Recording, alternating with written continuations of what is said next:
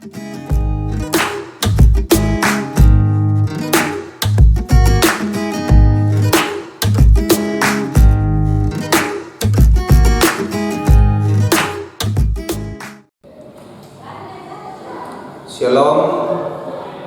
anak-anakku sekalian, bagaimana kabarnya?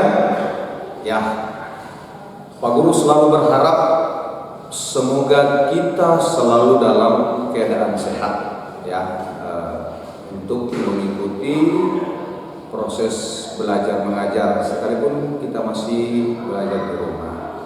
Ya, anak-anakku sekalian, hari ini kita akan belajar tentang cara hidup orang benar.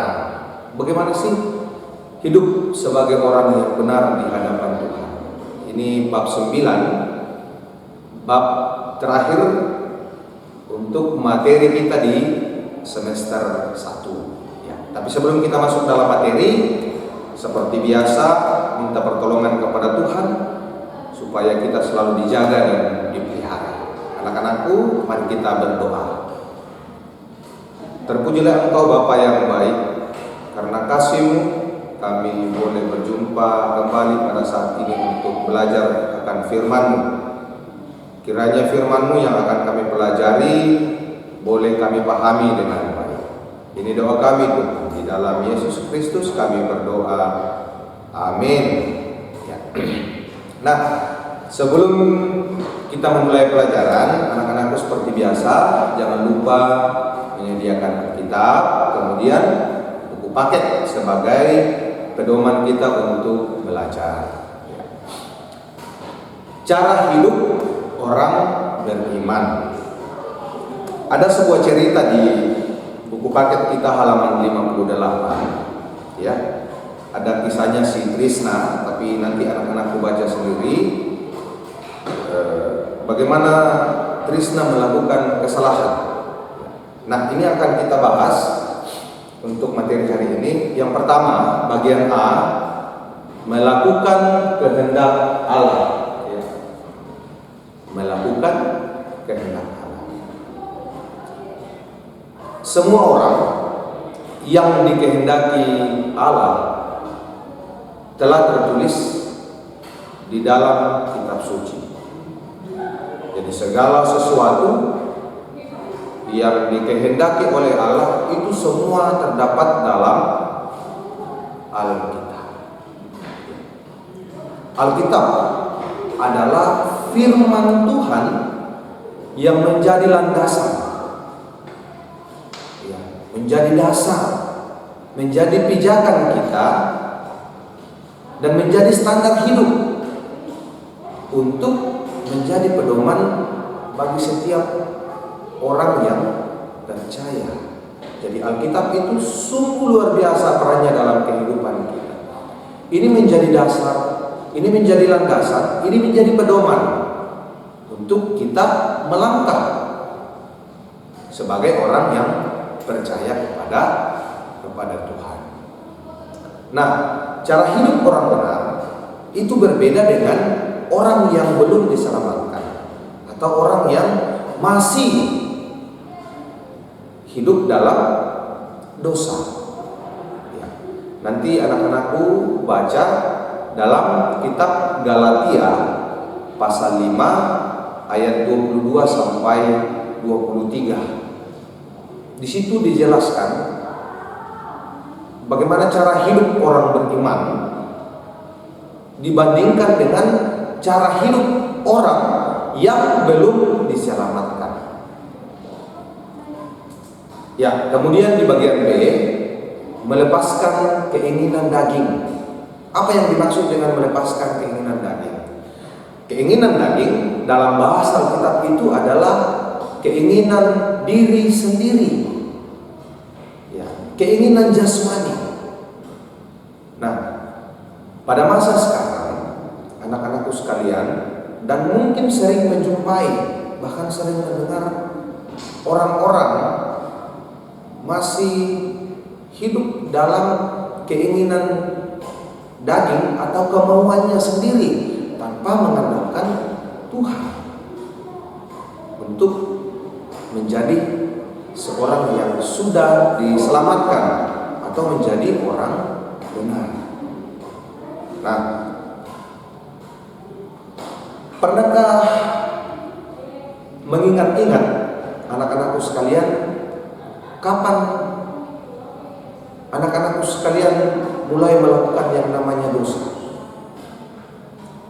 Dan juga kapan anak-anakku terakhir melakukan dosa?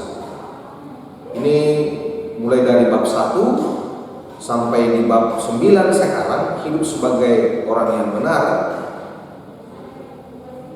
tidak terlepas dari pembahasan yang namanya dosa.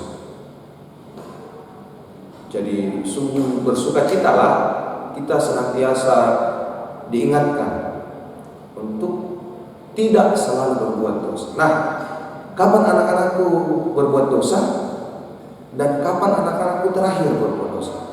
Ada yang masih ingat? Ya. Banyak orang mengira dosa itu ada di luar dirinya.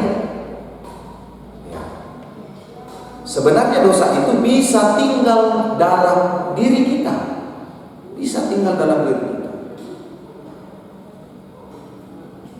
Kenapa bisa tinggal dalam diri kita? Kalau kita membuka diri untuk dosa, artinya kita selalu mau diatur oleh kehidupan yang berdosa. Nah, mula-mula manusia hanya sekali-sekali berbuat dosa. Ya. Jadi awal-awal mungkin tanpa disadari kita sering melakukan dosa. Tetapi lama-kelamaan menjadi kebiasaan. Ya. Awal-awal kita sering, ini hanya kesalahan sedikit, saya tidak sengaja. Tapi lama-kelamaan itu kita sudah sering, bahkan setiap saat melakukan yang namanya dosa. Mengapa? Karena kita belum menyerahkan sepenuhnya diri kita kepada Tuhan.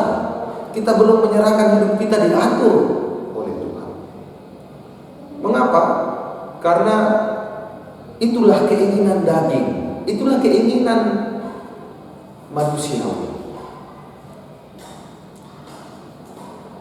Nah, melepaskan keinginan daging, menghapus tulisan di papan tulis itu sebentar kita hapus, hilang. Tetapi menghapus keinginan daging adalah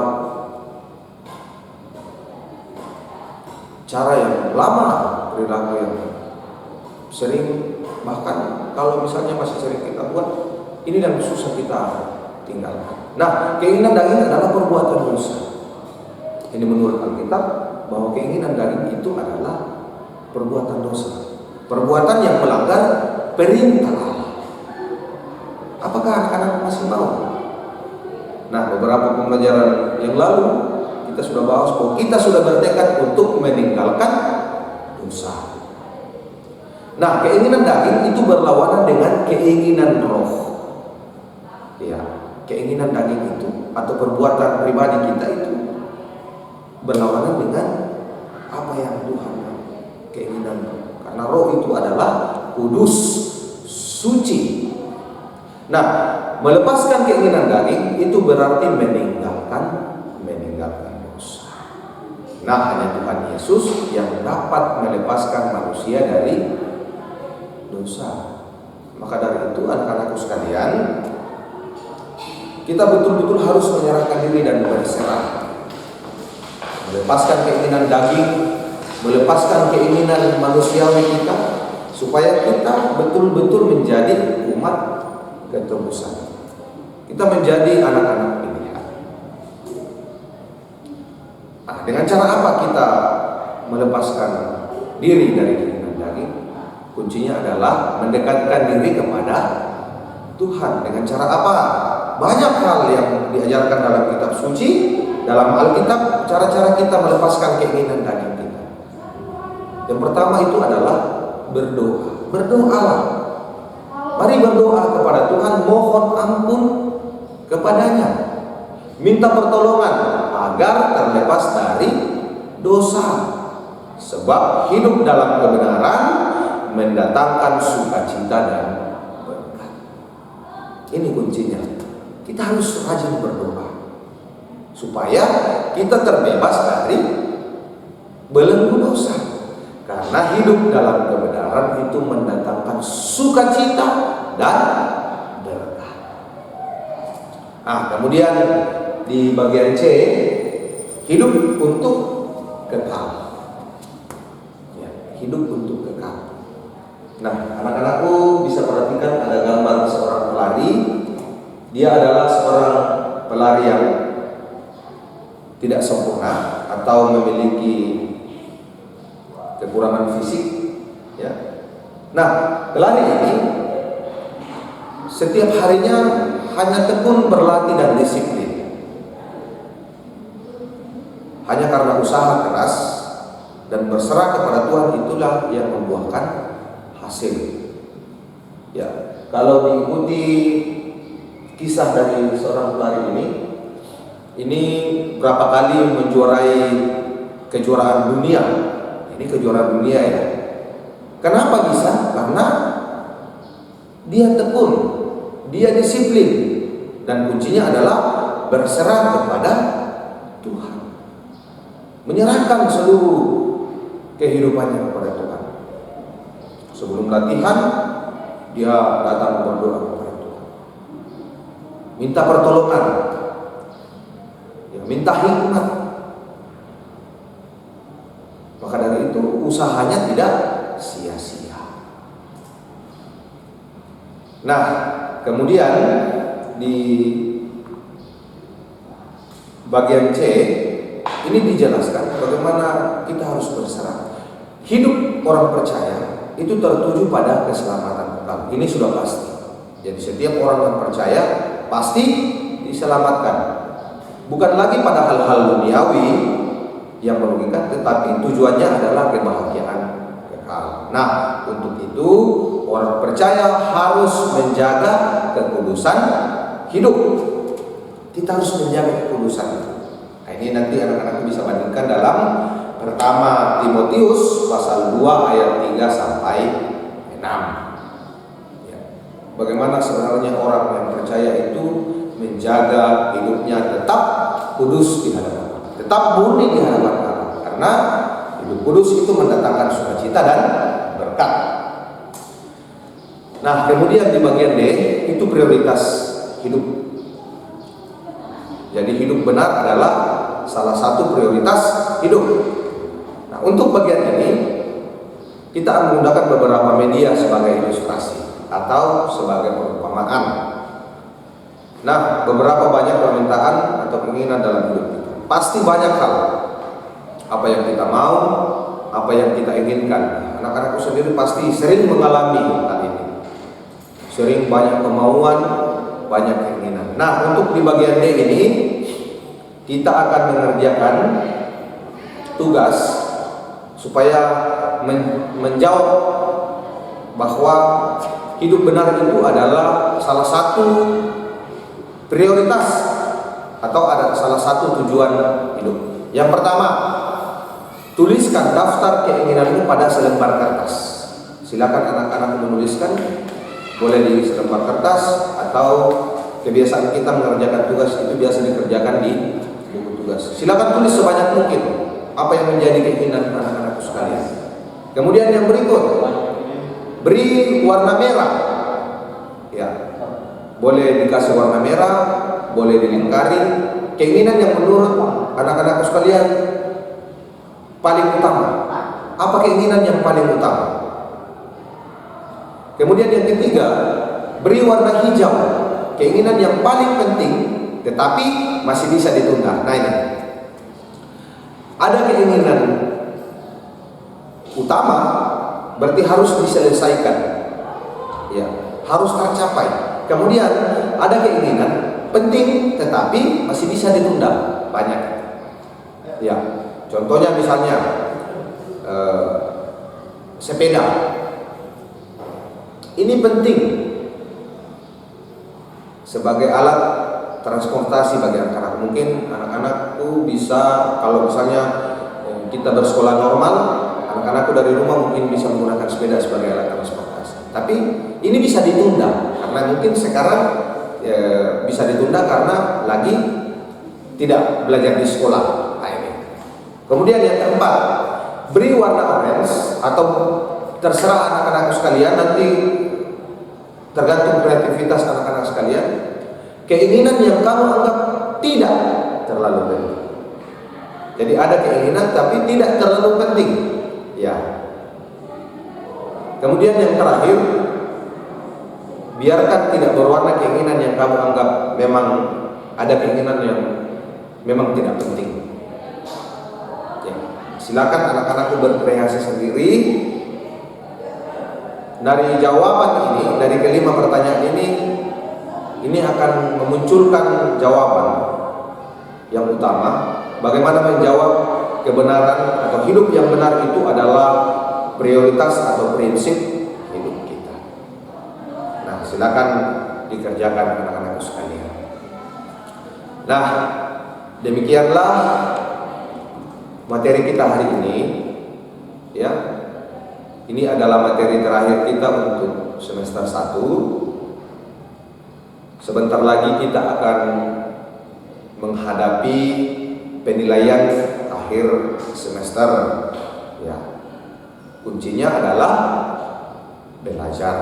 Tapi jangan lupa menyerahkan seluruhnya kepada Tuhan. Mulai dari bab 1 sampai bab 9. Inilah yang akan menjadi dasar kita untuk mengevaluasi sampai sejauh mana kita memahami atau mengerti materi-materi yang kita sudah pelajari. Ya, jadi anak-anakku di rumah rajin-rajinlah membuka kembali materinya, belajar kembali, mereview kembali. Mungkin ada hal yang penting, ada hal yang utama yang harus dipahami kan? Nah, kalau misalnya ada kendala atau ada masalah, ada yang tidak dimengerti, mulai dari bab 1 sampai bab 9, silakan anak-anakku menghubungi Bapak Guru, ya seperti biasa, bertanya melalui media sosial yang kita sudah sepakati bersama, ya. Sekiranya ada hal-hal yang penting untuk kita bahas. Ya, untuk mengakhiri materi kita hari ini, kita harus bersyukur karena kita sudah diberi waktu untuk belajar. Kita berdoa kepada Tuhan, kita lipat tangan, kita berdoa. Sungguh luar biasa penyertaan-Mu Tuhan. Kami boleh belajar mulai dari materi di bab 1 sampai pada saat ini di materi bab 9. Materi ini akan menjadi bahan evaluasi kami untuk mengikuti penilaian akhir semester. Ya Tuhan, kami mohon kemurahan-Mu, kami mohon hikmat-Mu, agar kami boleh mempelajari firman-Mu dengan baik, dengan sungguh-sungguh, sebagai bekal kami untuk hidup sebagai orang yang benar, yang sudah diselamatkan. Bimbing kami Tuhan, sekalipun kami masih dalam keadaan susah karena COVID-19. Tapi kami yakin dan percaya sungguh luar biasa rancangan dan rencana Tuhan dalam kehidupan kami. Sertai kami, Tuhan.